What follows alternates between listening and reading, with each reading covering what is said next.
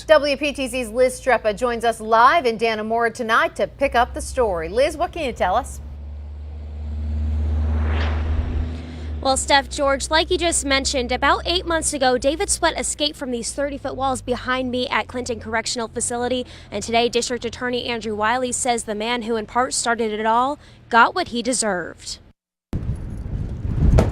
David Sweat, one of two inmates who caused a 3-week manhunt after he and Richard Matt escaped from Clinton Correctional Facility, likely made his final trip to Clinton County District Court on Wednesday to learn his fate. Sweat was charged with 2 counts of escape in the first degree and 1 count of promoting prison contraband. For acts, there are consequences, and unfortunately, you have had consequences aplenty. Before sentencing, Sweat offered an apology to those impacted by his actions. I'd like to apologize to the community and the people who felt the fear and felt it necessary to, leave their homes or their community because of the escape. That was never my intent, and I deeply apologize for that, Your Honor.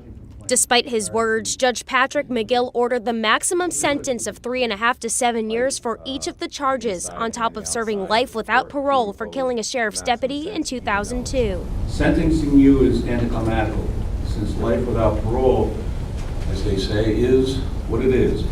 The sentence was handed down even though Sweat's attorney Joseph Musha told the court Sweat prevented his fellow escapee from taking hostages and shooting a law enforcement officer during the manhunt. And it was Mr. Sweat who talked down Mr. Matt from doing that.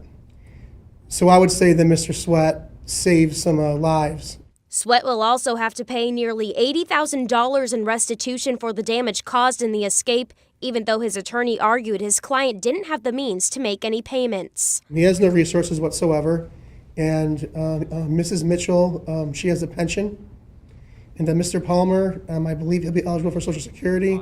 But the district attorney says the state could get the funds if Sweat ever sells the book or movie rights or does any paid interviews about his part in the escape. If Mr. Sweat comes into money for whatever purpose or reason it is, then the state will now have an order to impose against Mr. Sweat for restitution for that $79,000.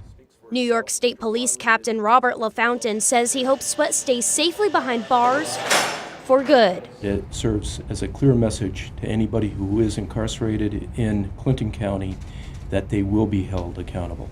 Andrew Wiley agrees. It's been a long, 8 months or so. We're ready to move on. Wiley and LaFountain say they're glad another chapter in the escape is closed and justice was served. Now, David Sweat is currently serving his sentence at 5 Points Correctional Facility in Romulus, New York, which is about 5 hours away from here. Live in Dannemora, Liz Streppa, WPTZ News Channel 5.